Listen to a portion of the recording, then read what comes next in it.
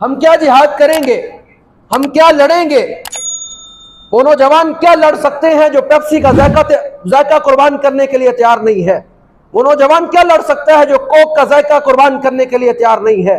वो नौजवान क्या लड़ सकता है कि जो केएफसी और मैकडॉनल्ड का जायका कुर्बान करने के लिए तैयार नहीं है? वो क्या लड़ाई कर सकेगा? वो क्या मैदान कारजार में उतर सकेगा कि जो फजर के लिए अपनी नींद कुर्बान करने के लिए तैयार नहीं है, अपना बिस्तर कुर्बान करने के लिए तैयार नहीं है, जो कानों की लज्जत के लिए गाने कुर्बान करने के लिए तैयार नहीं है, आंखों की लज्जत के लिए वो फिल्म और ड्रामों को कुर्बान करने के लिए तैयार नहीं है? वो क्या नौजवान जिहाद करेगा कि जिसकी सुबह शाम I miss you, I love you के अंदर गुजरती है? वो क्या जिहाद करेगा? वो क्या मैदान कारजार में उतरेगा कि जिसका सुबह शाम हर लम्हा, हर घड़ी, हर आन बेहयाई में गुजरता है? मेरे दोस्तों, मैदान कारजार में और जिहाद के अंदर सिर्फ वही नौजवान उतर सकता है कि जिसके दिल के अंदर ईमान मजबूत होगा।